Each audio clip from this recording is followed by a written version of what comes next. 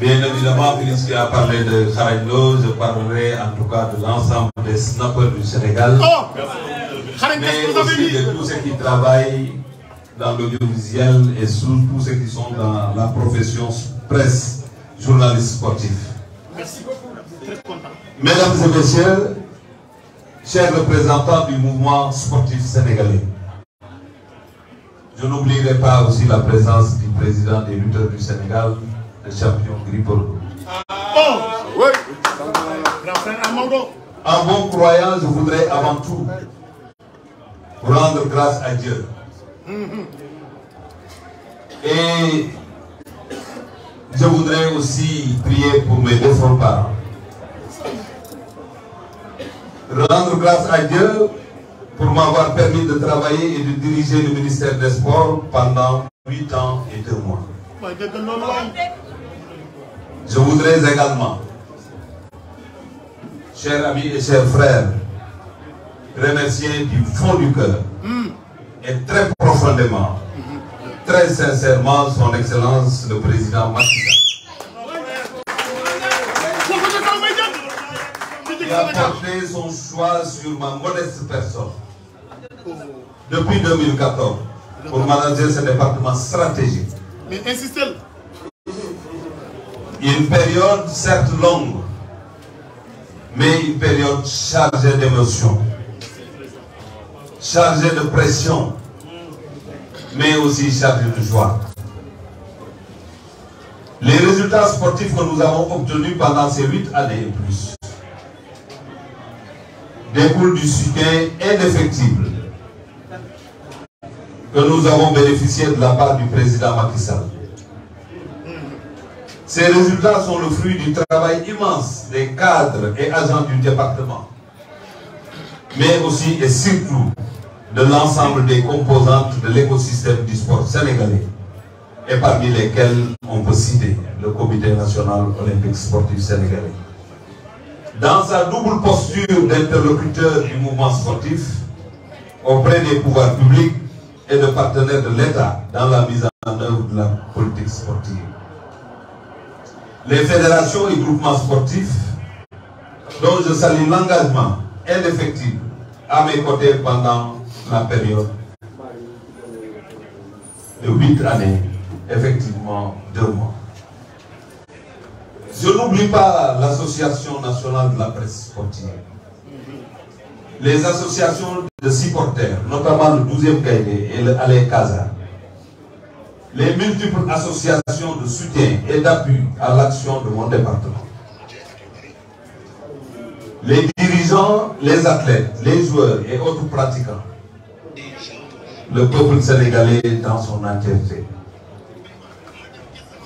Mais comme vous le savez tous, un leadership n'est viable et efficace que s'il est soutenu et accompagné. Ce soutien et cet accompagnement, je les ai toujours trouvés dans l'action quotidienne de mes collaborateurs et les responsables du mouvement sportif. Mais surtout auprès du premier Sénégalais, le chef de l'État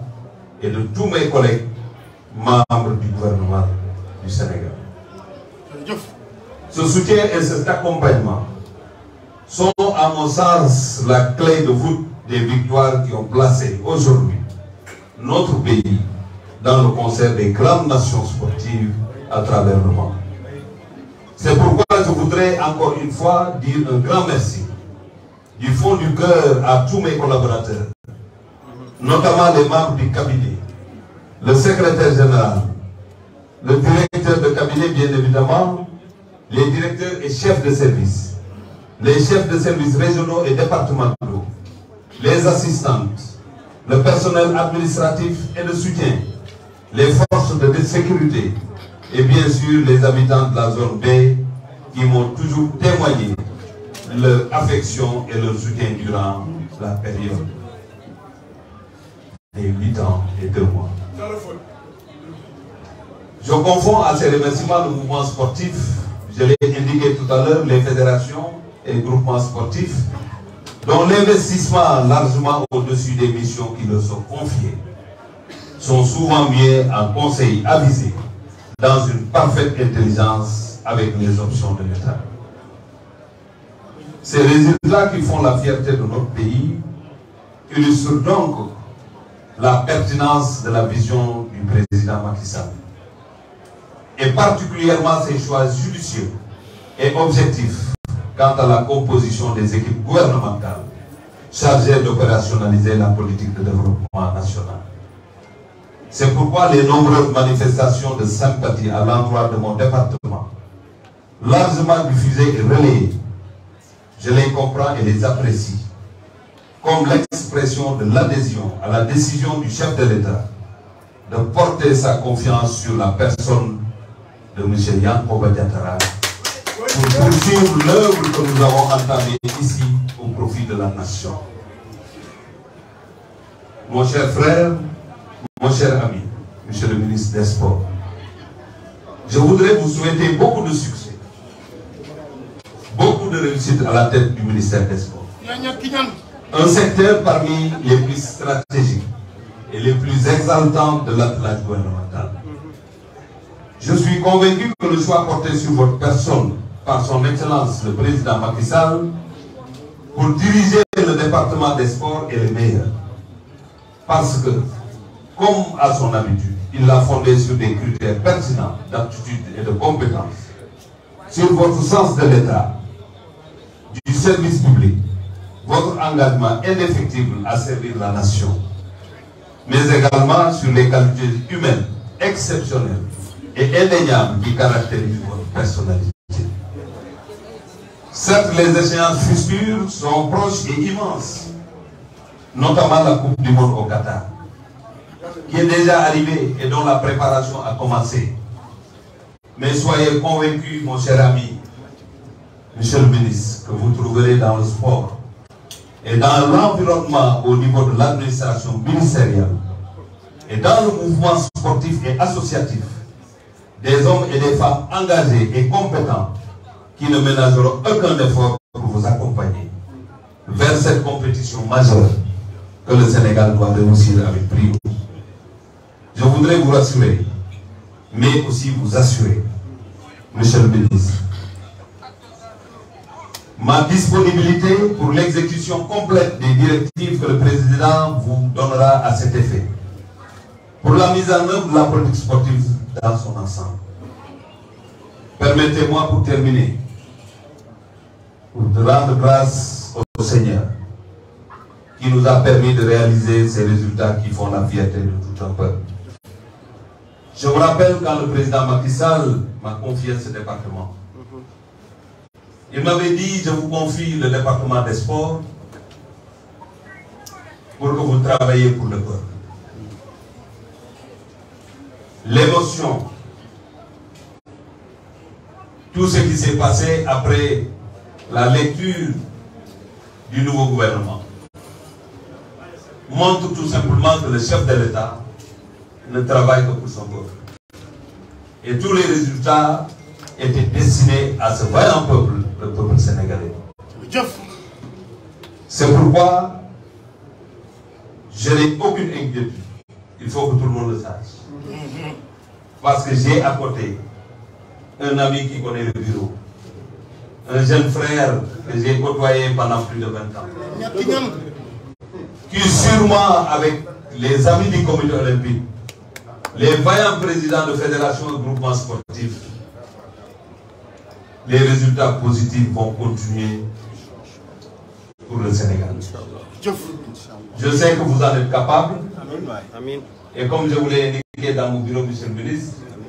je serai toujours à droite, à gauche, devant et derrière pour vous accompagner effectivement à réussir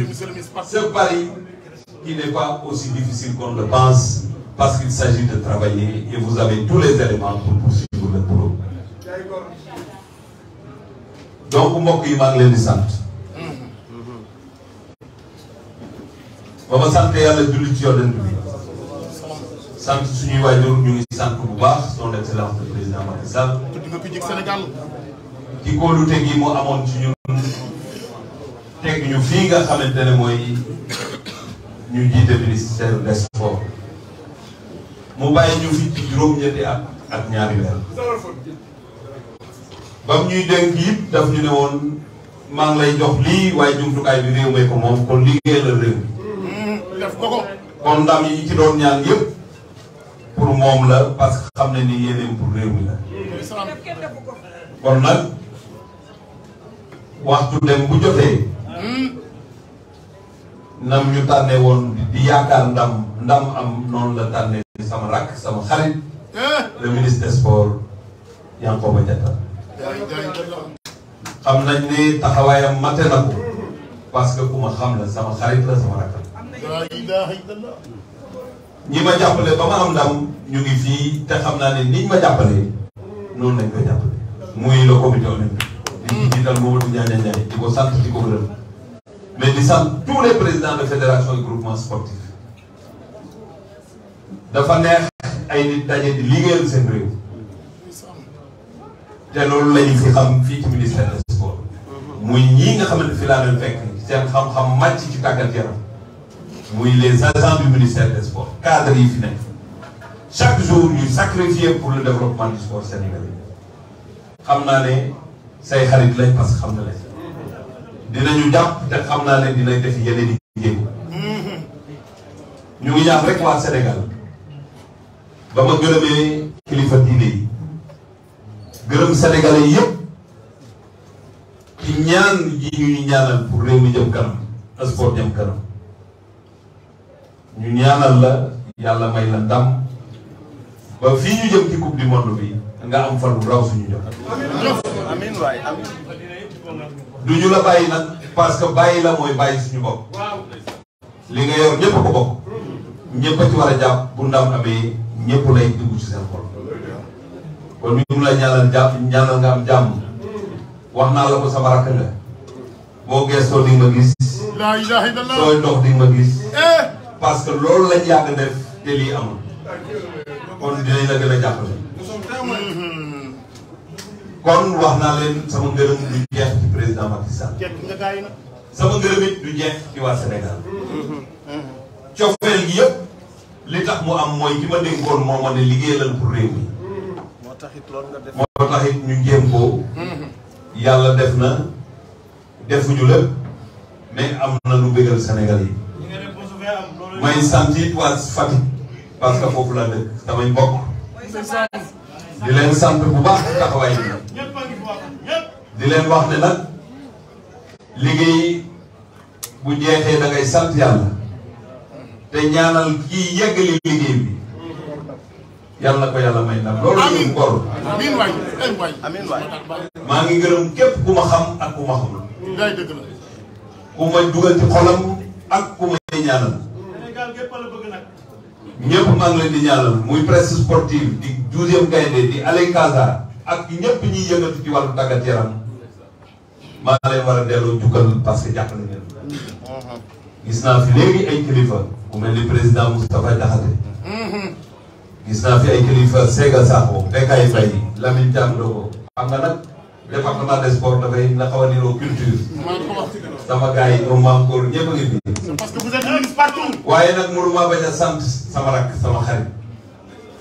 maam Boy Diaw le directeur de développement Baye Badou Diaw toogaayam bi fii dugg na sama xol kon